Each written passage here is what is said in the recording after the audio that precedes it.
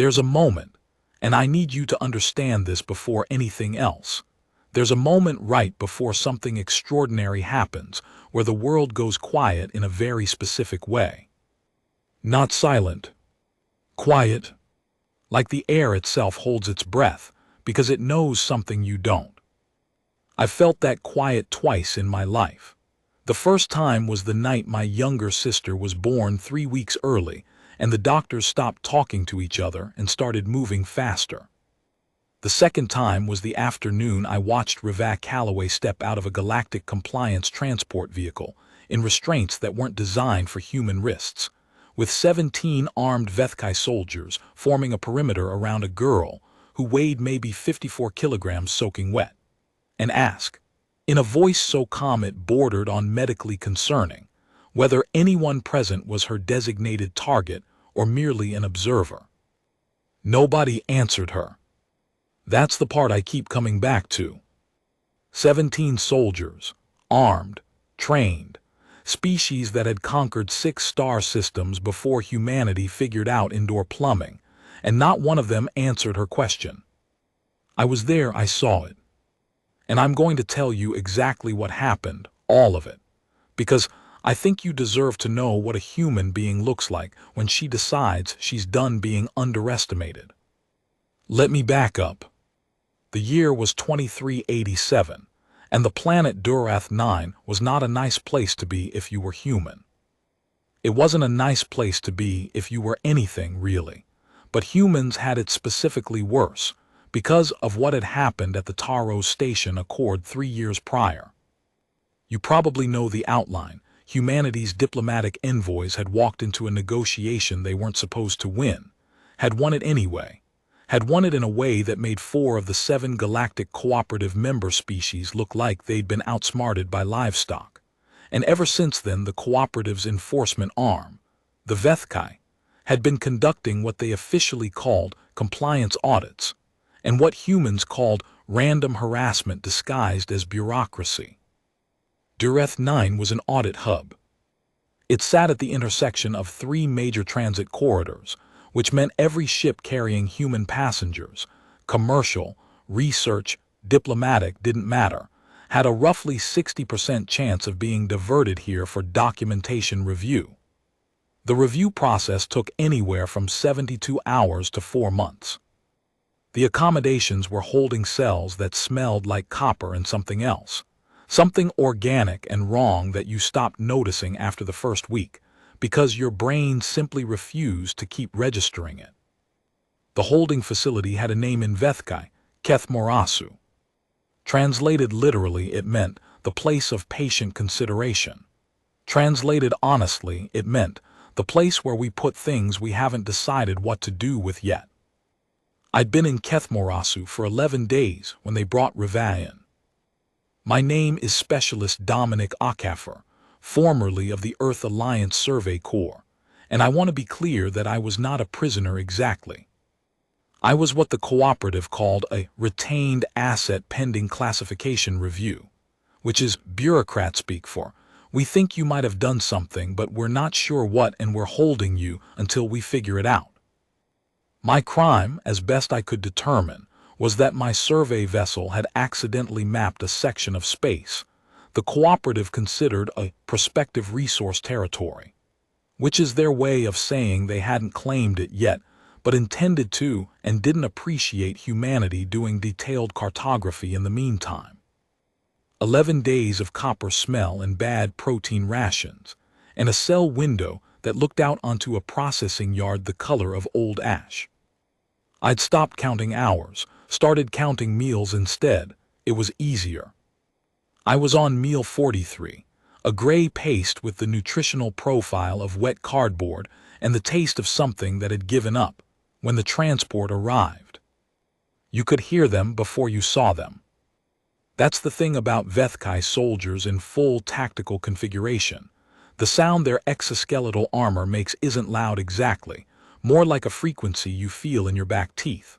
A low, grinding harmonic that the armor produces when it's fully powered and combat-ready. Most species find it deeply unsettling on an instinctive level.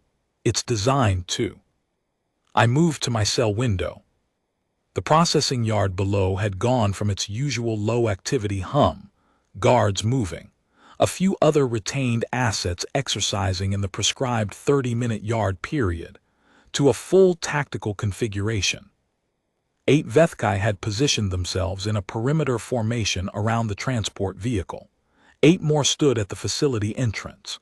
1, a commander by the sigil configuration on his shoulder plates, stood at the center of the yard with his hands clasped behind his back in the posture his species used when they wanted to convey both authority and boredom simultaneously. The transport doors opened, and Reva Calloway stepped out. I want to describe her accurately because I think it matters. She was young, early 20s maybe. Brown skin, natural hair pulled back in a haphazard way that suggested she'd stopped caring about it somewhere around day 2 of wherever she'd been before this. She was wearing the kind of clothes that start out as practical fieldwork gear and end up looking like evidence of catastrophe. Cargo pants with a tear at the left knee. A thermal undershirt that had lost its original color somewhere between gray and the memory of gray. Boots that had been resoled at least once with what appeared to be emergency adhesive strip material. Her wrists were in compliance restraints, a Vethkai design, semi-rigid composite material that wrapped from palm to forearm and locked at the elbow, intended to prevent fine motor function while still allowing the restrained party to walk. They were standard issue for what the cooperative classified as high unpredictability biologicals. She was classified as high unpredictability. She weighed, I'm estimating, 54 kilograms.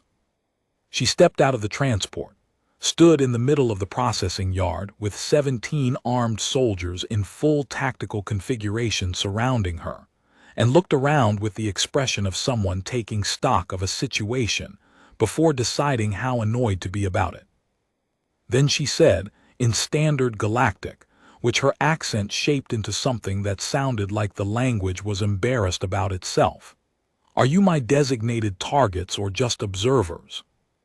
The commander, I learned later his name was Veth Commander Oricus, 12-year veteran, holder of the cooperative's second highest military honor, stared at her. His species' faces aren't expressive the way human faces are. The Vethkai have what xenobiologists call a stacked feature structure. Their facial elements are layered vertically in a way that humans read as perpetually neutral. But I'd been in that facility long enough to read the postural tells. The slight backward cant of the upper body, the widening of the secondary optical membranes. Oricus was surprised. He recovered. "You are in cooperative compliance custody, designation Reva Calloway human, subject to." "I know what I'm subject to," she said. "I read the charge documentation on the transport twice, very thorough. I have notes." She looked around again, this time slower, more deliberate, like she was mapping the yard. "I'm asking specifically whether the individuals present are my assigned processing team, or whether additional personnel have been brought in for surveillance or assessment purposes." Another pause. "Standard processing team," Oricus said. "Great," she nodded, the way someone nods when they've confirmed information they already had. "Then we should talk about the documentation discrepancy. You are not currently in a position to." Charge 7 on my compliance docket references unauthorized access to cooperative protected data networks, cross-reference to a specific terminal ID registered at Outpost Kellara 6. She tilted her head slightly. That outpost was decommissioned 14 months ago. The terminal ID hasn't been active since before decommission. Which means the access log your team is citing is either fabricated or was generated by an automated maintenance sweep that your classification team didn't catch before filing. She paused. "I'm happy to wait while someone checks. I've got time. I'm clearly not going anywhere." She held up her restrained wrists briefly to illustrate the last point. Then she stood there, waiting, with the patience of someone who'd made a decision somewhere earlier in the day that she was going to treat this situation as a problem to solve rather than a thing happening to her, and was simply executing on that decision. I watched from my window with the gray paste cooling in my hand and thought, who is this person? They processed her into the cell 2 blocks down from mine. I know this because in Kethmorasu, the ventilation system runs through a shared shaft that connects the cell blocks, and if you know which section of the grating to press your ear against, and after 11 days, I knew, you could hear conversations from adjacent areas with uncomfortable clarity. I pressed my ear against the grating. I heard an AI processing technician going through the standard intake protocol, name confirmation, species designation, biological status indicators.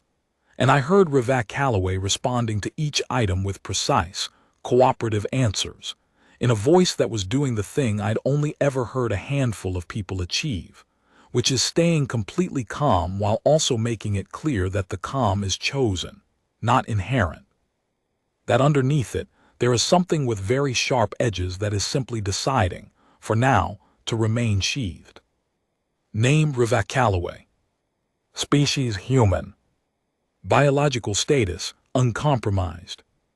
Reason for transit through cooperative space. Research access, archaeology classification, Sector 7 clearance documentation attached to file. Clearance documentation is pending verification, the technician said. It was verified 8 months ago, Ravas said. The verification code is in the file.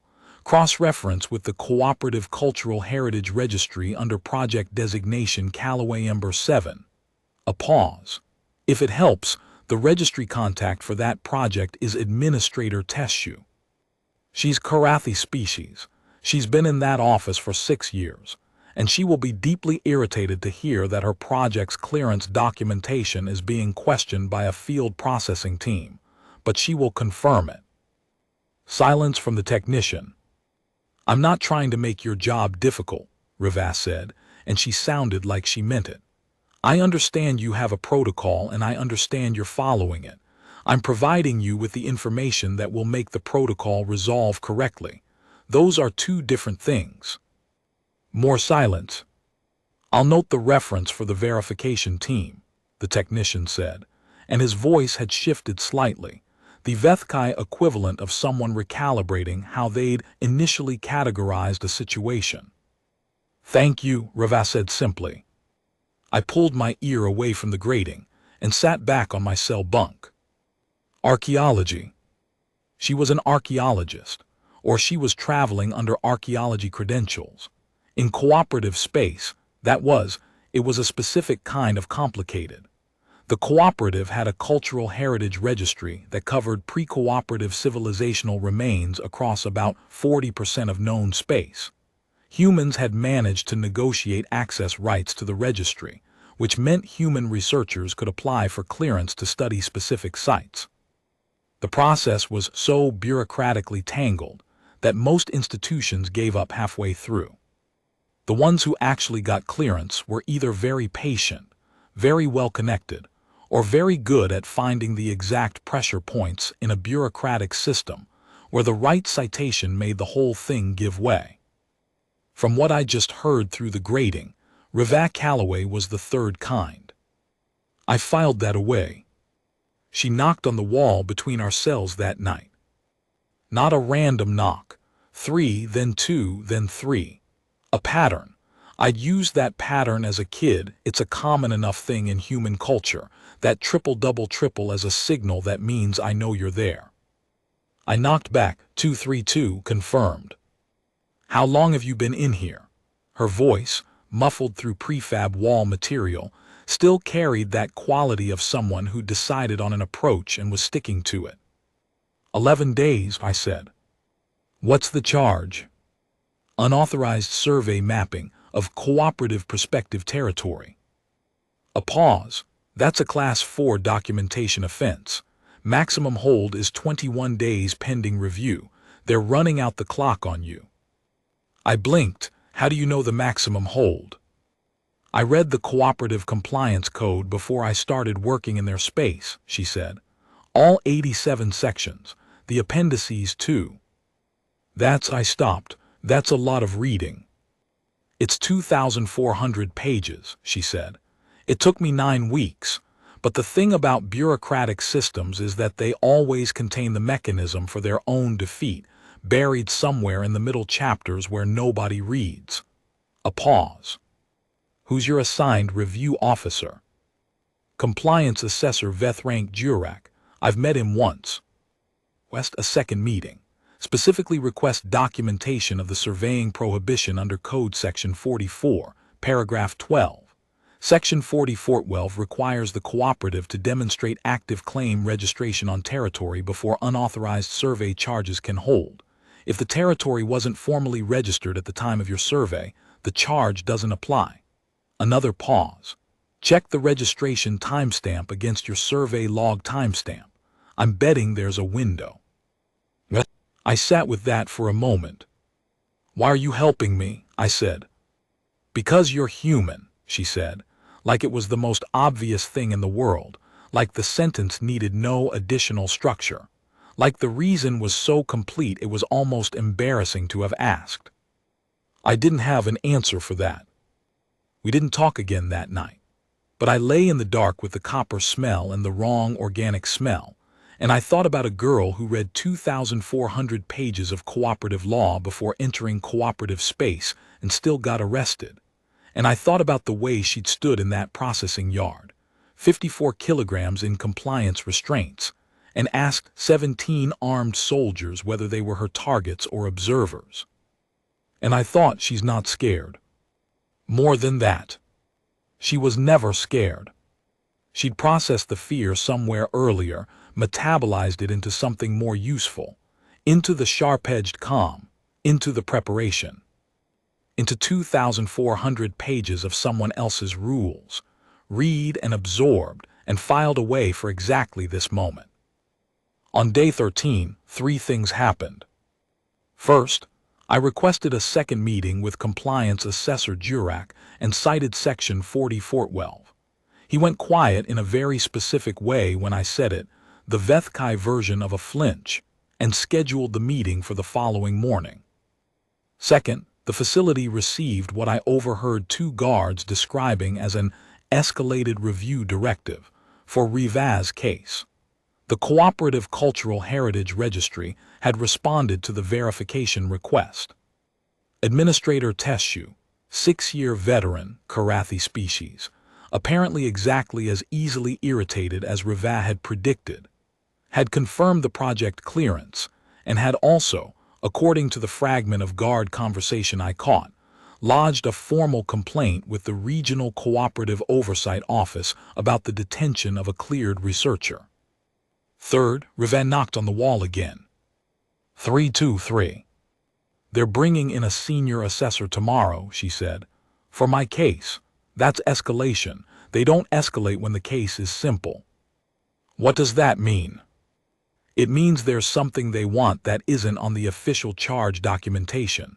A pause. Or there's someone who wants something. Senior assessors don't travel for paperwork. They travel when the paperwork is covering for something else. What do you think it is? She was quiet for a moment, not the silence of not knowing, the silence of deciding how much to say. There's a site, she said finally, in Sector 7, pre-cooperative, minimum 3,000 years old based on the initial scan data, architectural signatures that don't match any known cooperative or pre-cooperative species catalog. She paused. I found it, or I found the data pointing to it, before I was picked up. I sat up on my bunk.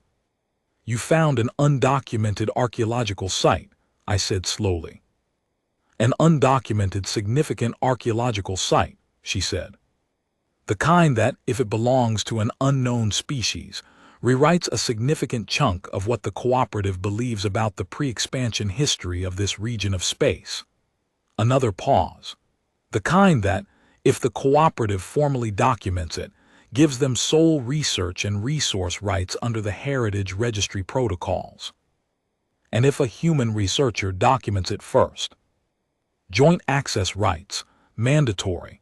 Cooperative can't exclude the discovering species from research access. It's written into the registry charter. The quality of her voice shifted slightly, not the sharp-edged calm now, but something underneath it, something genuine. It's a real site, Dominic. Whatever's there, it's real, and it matters.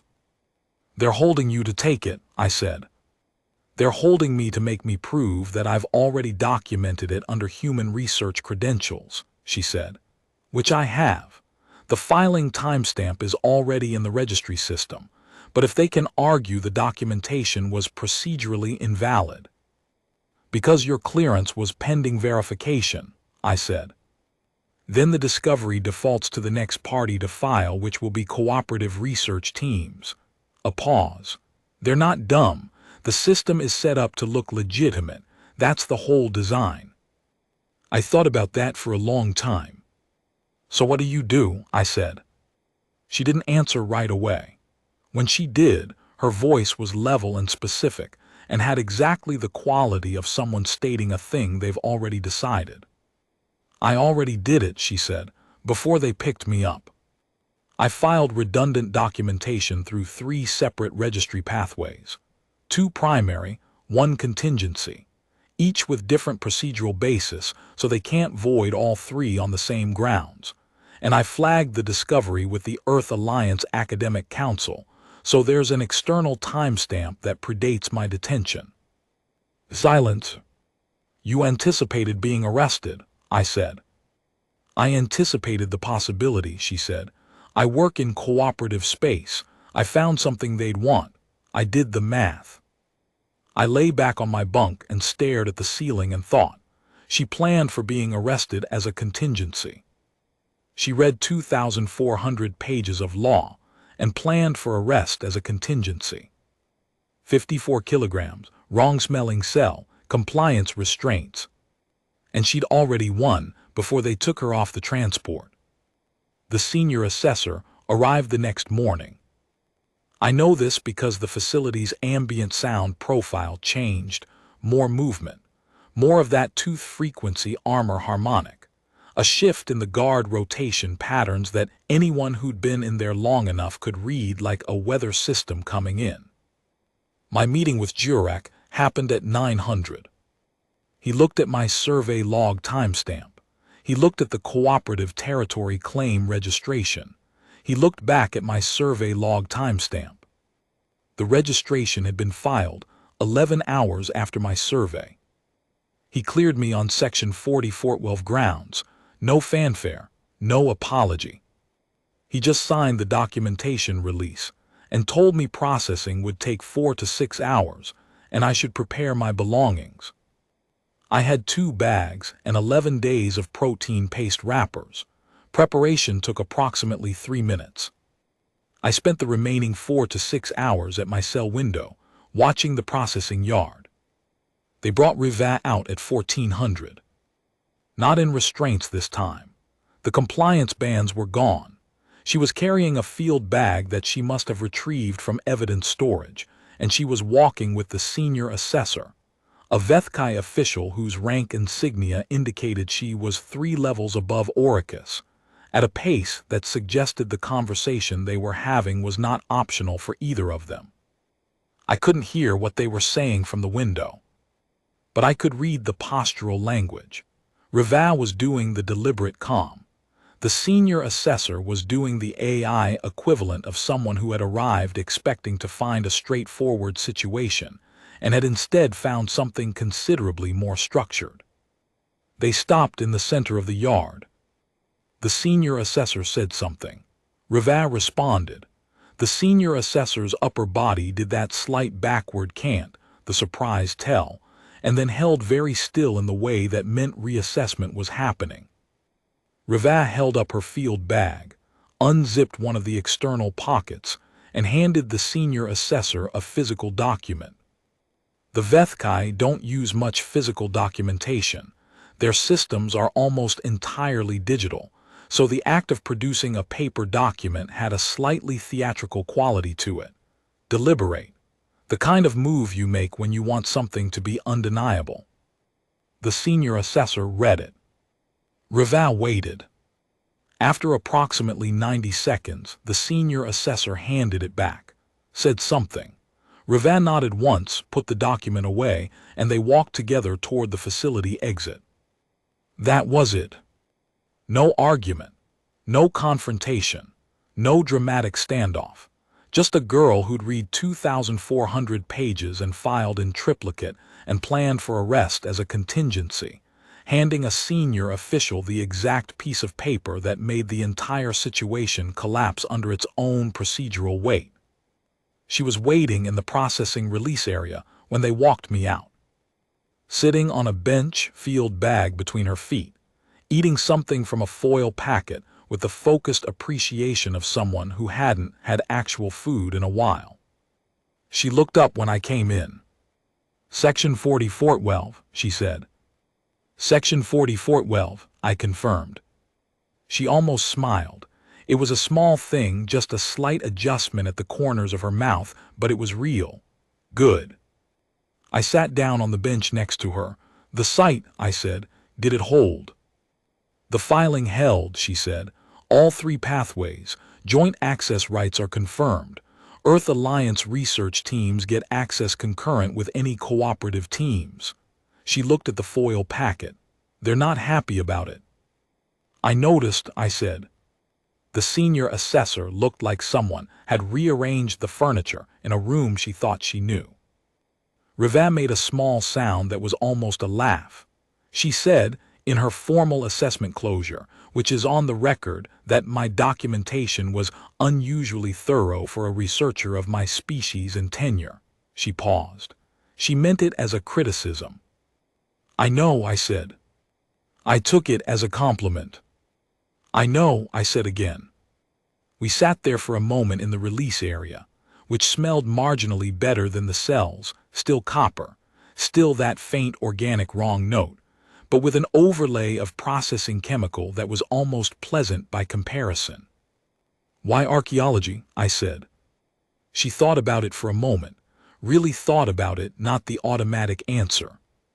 Because the cooperative has been out here for 400 years, she said finally, and in 400 years they've cataloged what they wanted to catalog and ignored what didn't serve their interests and called that a complete history.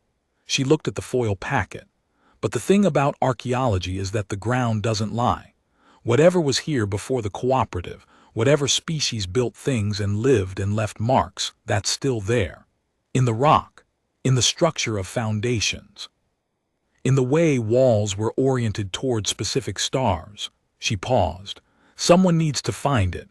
Someone needs to document it before it gets processed or reclassified or just forgotten. She looked up. Might as well be us. Might as well be us. I sat with that. The release processing officer called my name.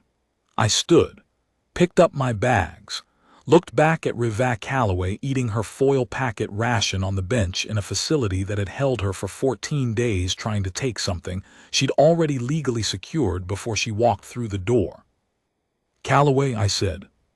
She looked up.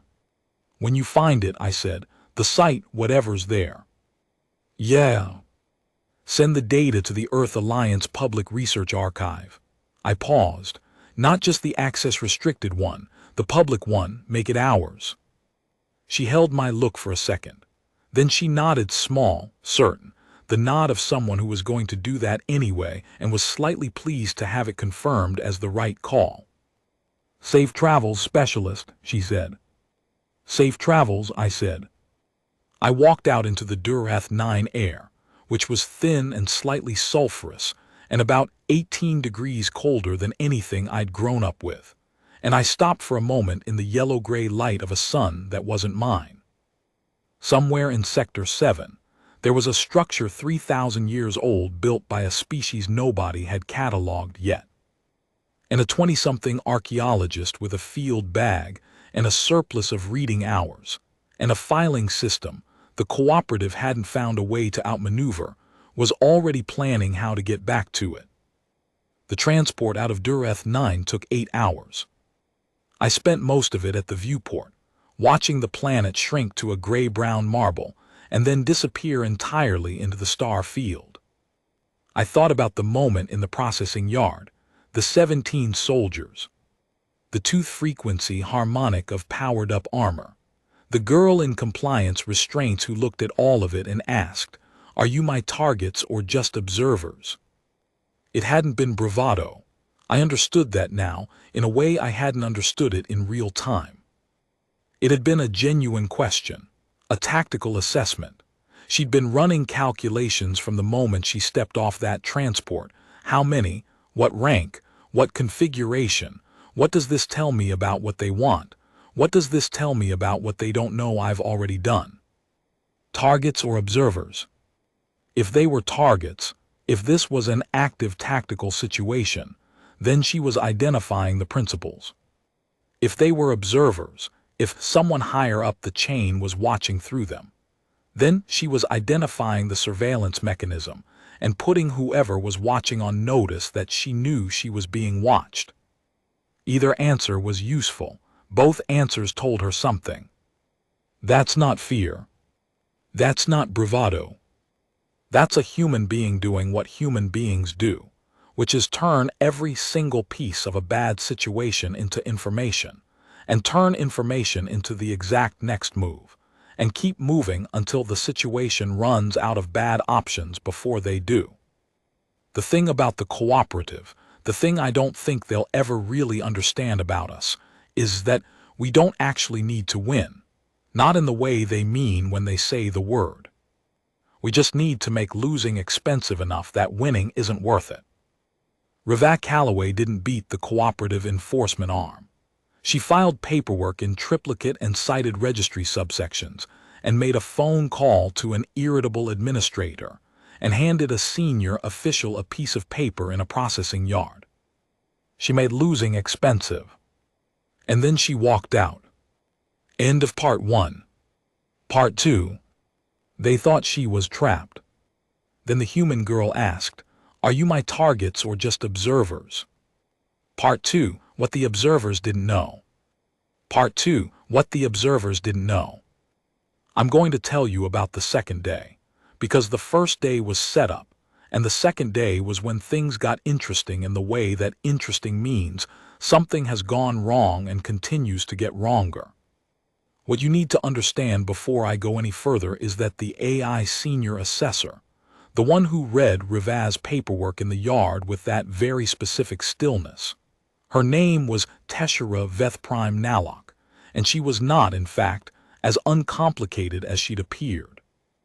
I didn't know this on the day I left Durath 9. I found out 11 months later, in a way that circled back to that processing yard so precisely, it almost felt like something had been planned. Maybe it had. The cooperative doesn't improvise. That's the thing humans keep forgetting about them. They plan, they layer, they install contingencies behind contingencies. The enforcement action at Durath 9 was a first move. The arrest, the charges, the senior assessor, all of it was a first move, designed to feel like a complete action while actually being the opening of a much longer sequence.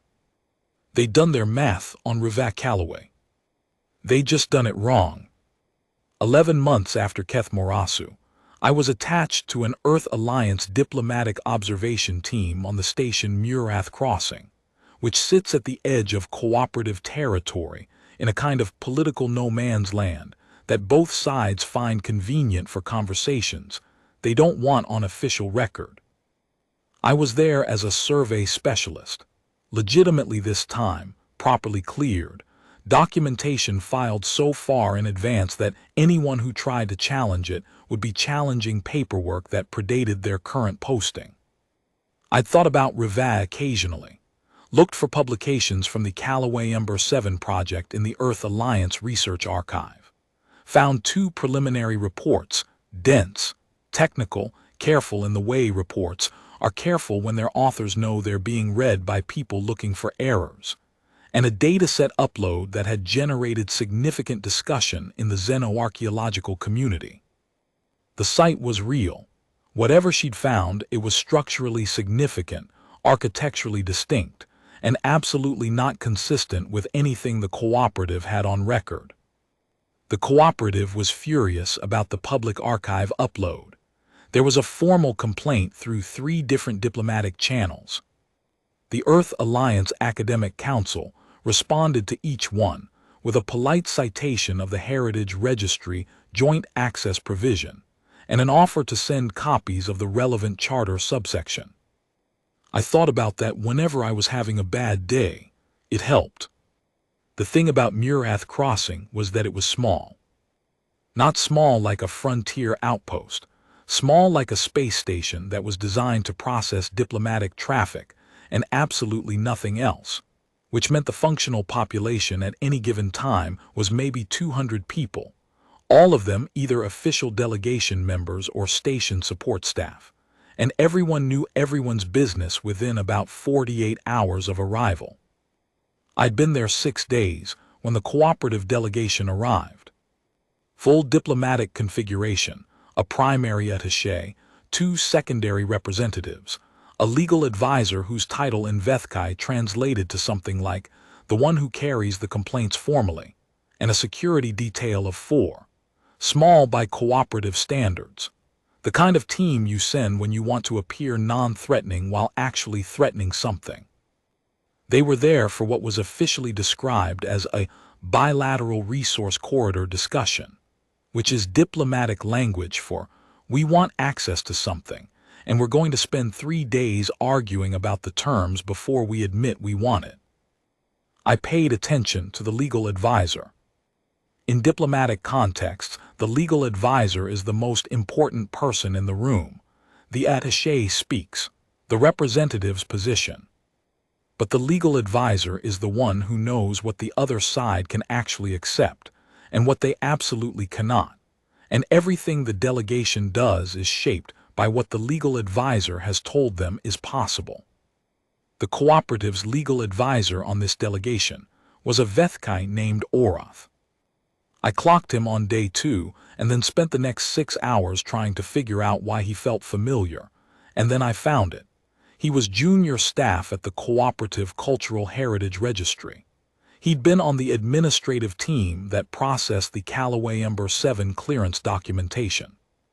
He'd also been, based on the fragment of internal memo I'd come across in a public record document release, part of the team that reviewed the triplicate filing after Rivaz's arrest and determined, with what I imagined was considerable pain, that all 3 pathways were procedurally valid and the joint access provision applied.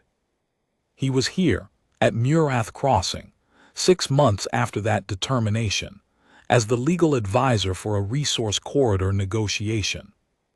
The resource corridor in question covered Sector 7. I sent a message to Ravaz that night. Not through Earth Alliance official channels, through the Academic Research Network, researcher to researcher, which was technically a personal communication channel, but practically more secure than anything government adjacent because nobody was monitoring archaeologists talking to each other about dig sites. I kept it simple. Cooperative delegation at Murath Crossing, resource corridor discussion, Sector 7 focus, legal advisor previously worked Callaway Ember 7 file. You should know this. Sent it when asleep. She replied in 4 hours, which given the transit time for messages at that distance, meant she'd responded within minutes of receiving it. I know, I've been watching the delegation roster since it was filed. I'm already here. I found her the next morning in the station's General Access Research Terminal room, which was where visiting researchers who didn't have private delegation workspaces went to use the public computing infrastructure.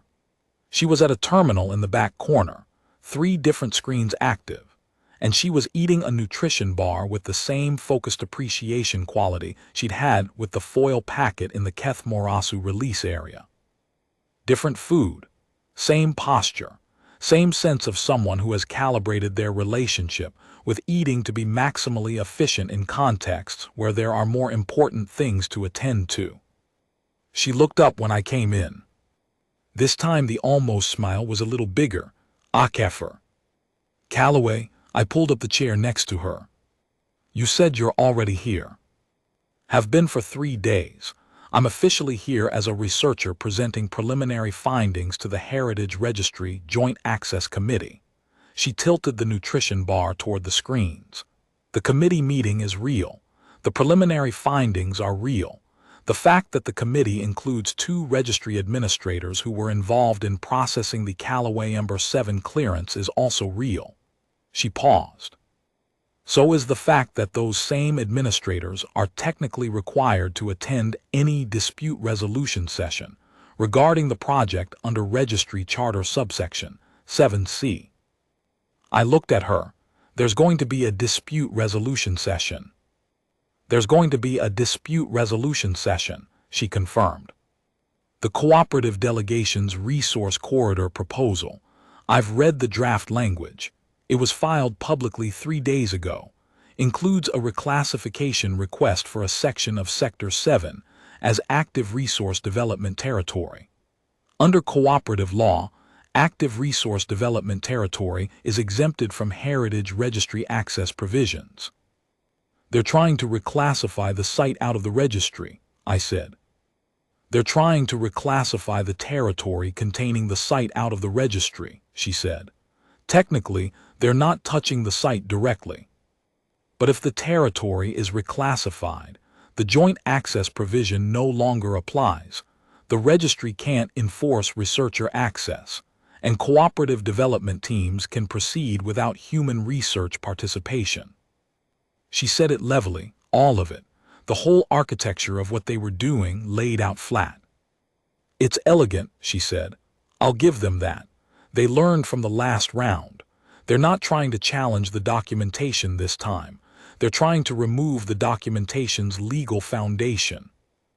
I thought about that, and subsection 7C dispute resolution requires a review session that must include all parties with registered interest in the affected territory before any reclassification can proceed.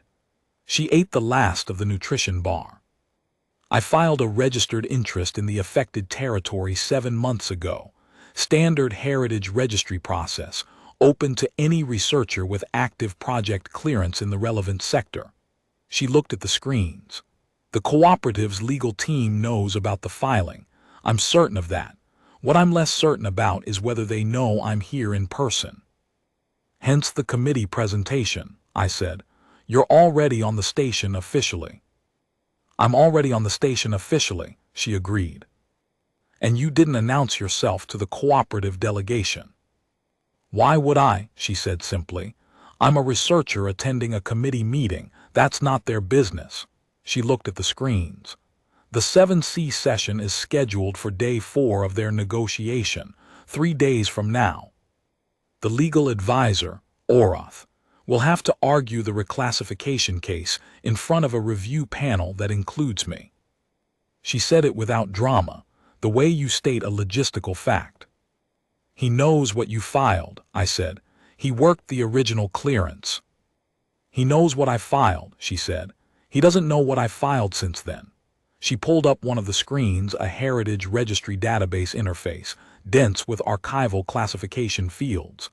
The site's initial documentation identified 14 surface structures and 2 subsurface indicators. The 7 months since then have been productive. She looked at the screen. There are now 63 documented structural elements, 4 distinct architectural phases, material samples consistent with a minimum occupation period of 500 years, and 1 complete interior chamber with original inscription panels. 63. The inscription panels, I said, are in a script that doesn't match any cooperative or pre-cooperative language catalog, she said. I have a preliminary transliteration. I have a linguistic specialist from the Earth Alliance who's been working the structure for 5 months. We have a partial translation. She paused. And I filed all of it, every piece. 63 structures, 4 phases, inscription analysis, partial translation, all filed under Calloway Ember 7, all time-stamped, all in the public research archive. She looked at me.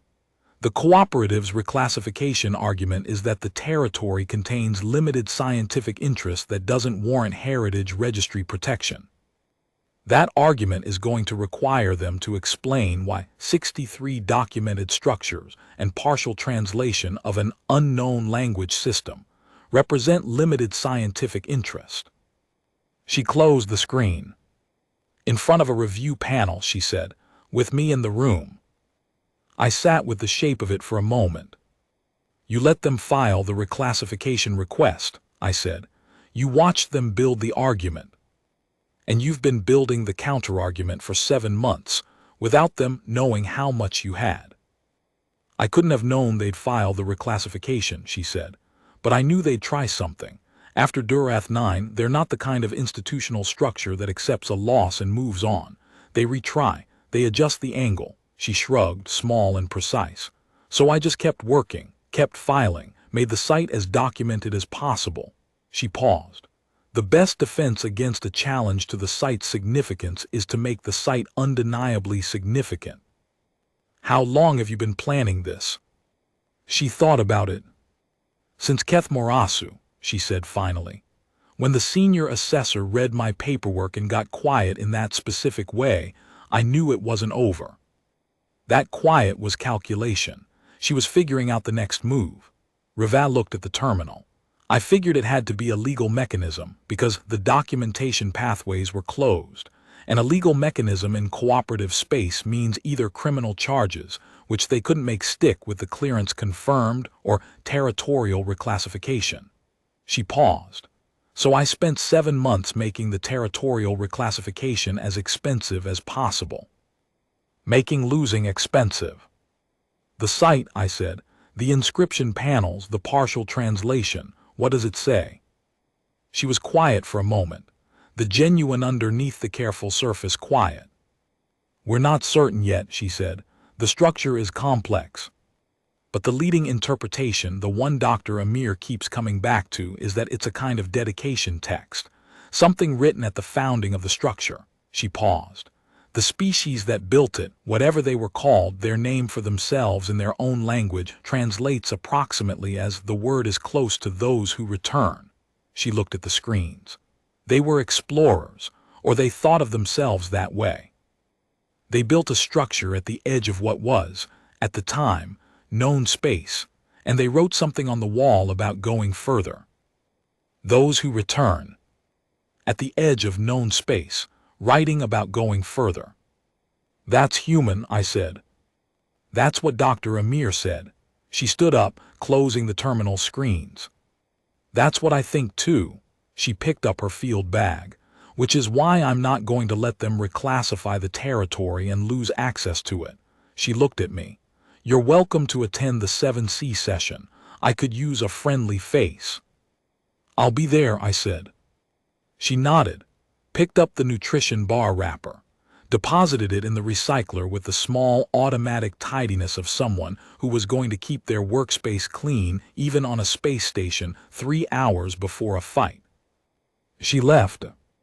I sat at the terminal for a while after she was gone, looking at the database screen she'd closed, thinking about a civilization 3,000 years dead that had called themselves those who return, and had built a structure at the edge of their known world and carved their intention into the wall. Going further.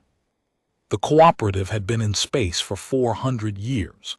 They were very good at categorizing what they found and very good at controlling access to it, and very good at making systems that protected their interests by burying the mechanism in procedural language that required 2,400 pages to understand. But they'd never found the site. A 20-something human archaeologist with a field bag and a heritage registry login had found it. Might as well be us. The 7C session was held in the station's formal review chamber on day 4. The room was small and deliberately neutral, a round table, equidistant seating, lighting calibrated to be comfortable for multiple species visual ranges. The cooperative delegation's legal advisor, Oroth, was seated across from the Heritage Registry administrators. 2 representatives from the Earth Alliance diplomatic team were present as observers. A registry-certified mediator, Karathi species, which I recognized as the same species as Administrator Teshu, who I was beginning to think of as a kind of distant patron saint of this entire situation, sat at the table's head. I was against the wall with the observers, which meant I had a clear view of the room. Riva came in last. She was wearing something that was not quite field gear and not quite formal wear, clean, structured, the kind of put together that says I take this seriously without saying I am trying to impress you. And she was carrying a document case that I recognized as the same field bag reorganized for professional context. She sat down at the table in the seat designated for registered interest parties, across from Orath. He looked at her. I watched him process the fact that she was there, not the registration, not the filing, but her in person in this room. His face did the Vethkai thing, which was not show what it was doing, but his upper body did the can't, just slightly. He hadn't known she was on the station. She looked back at him with the precise, deliberate calm. "Legal advisor Orath," she said. "We've corresponded, but I don't think we've met in person." She said it in standard galactic, with her accent shaping it into something that sounded like the language was slightly embarrassed, and with the manner of someone who is being professional as a choice, rather than because they feel positively toward the other party. Orath said formally, "Researcher Calloway." "Shall we begin?" she said to the mediator. The session ran for 4 hours and 40 minutes. I'm going to give you the shape of it rather than the detail, because the detail is technical and the shape is what matters. Orath argued the reclassification. He was good, methodical. He built the argument through 3 separate legal frameworks, each supporting the others, the way you'd build a structure to be weight distributing. He cited cooperative development law, heritage registry charter exclusions, and a precedent case from 80 years prior involving a territory reclassification that had been upheld. The registry administrators asked questions. The Earth Alliance observers took notes. The mediator listened with the particular quality of someone who is trying to determine where the weight of the argument actually lives. Rivad didn't interrupt.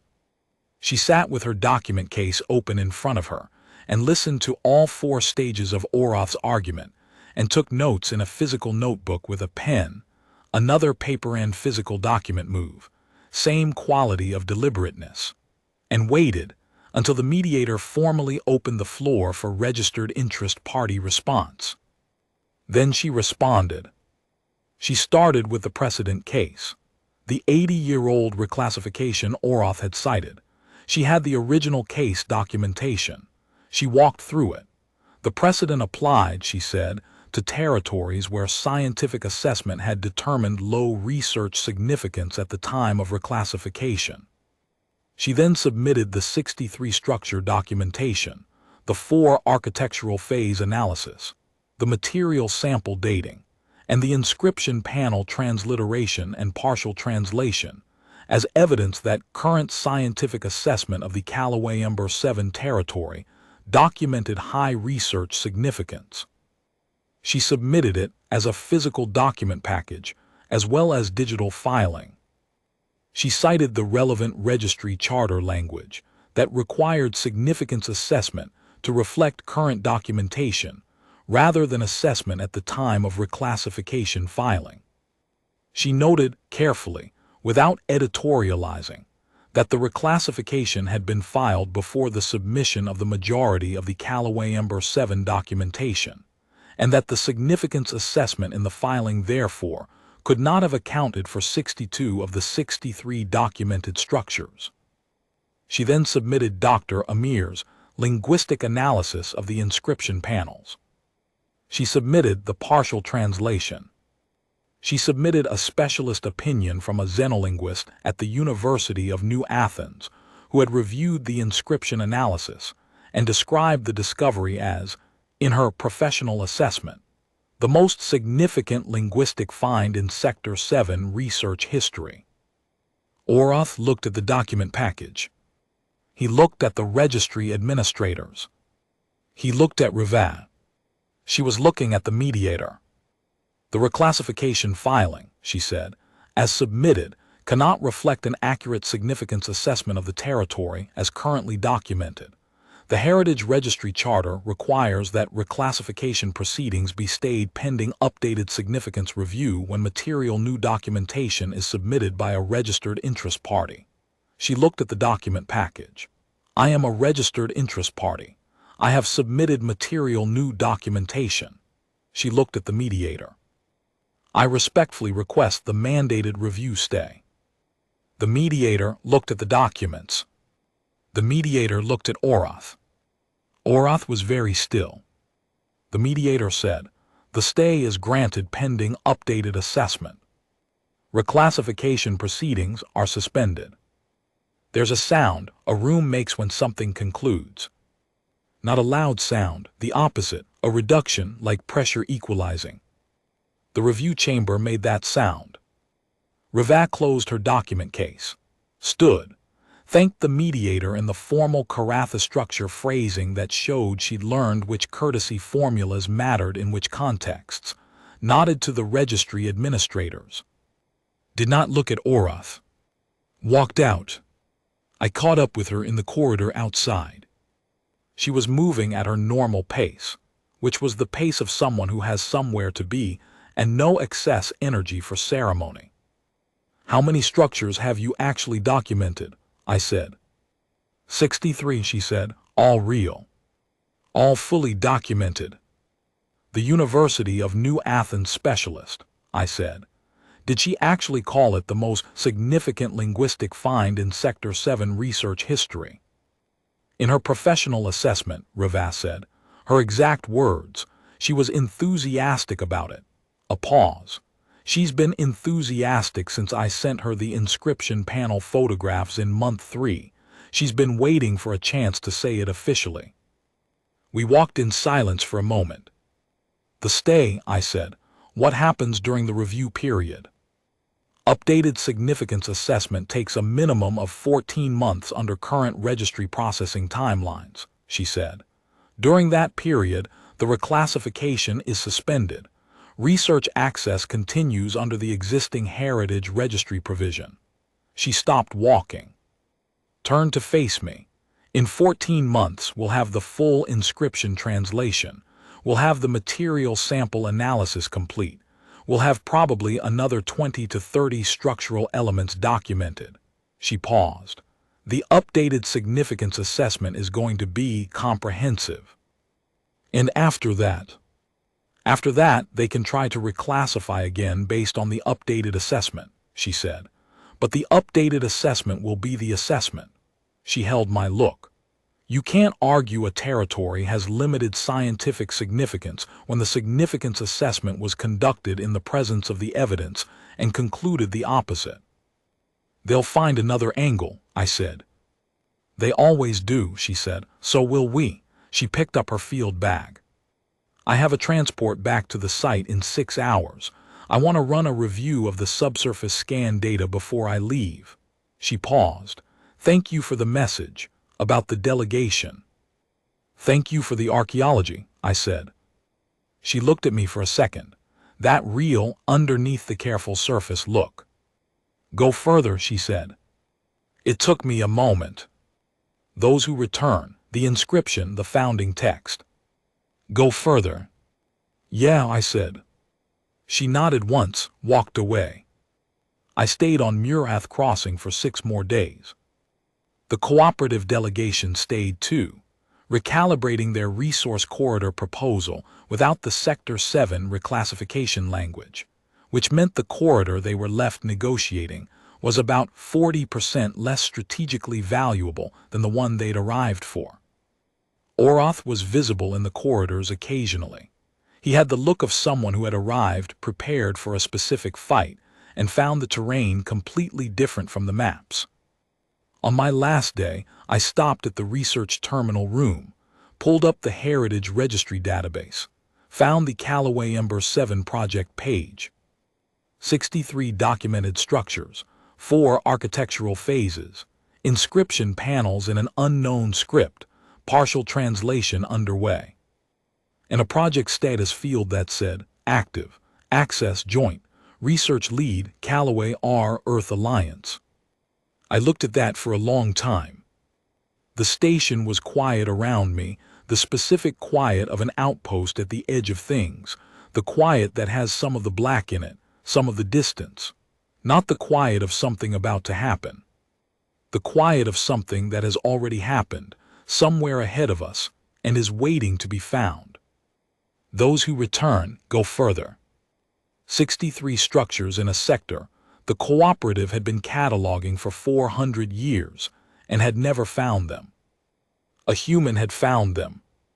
7 months of work, 2,400 pages of law, triplicate filings, a nutrition bar, a physical document package handed to a senior official in a processing yard. The quiet before something extraordinary. I'd felt it twice. I was starting to wonder if it was going to keep happening.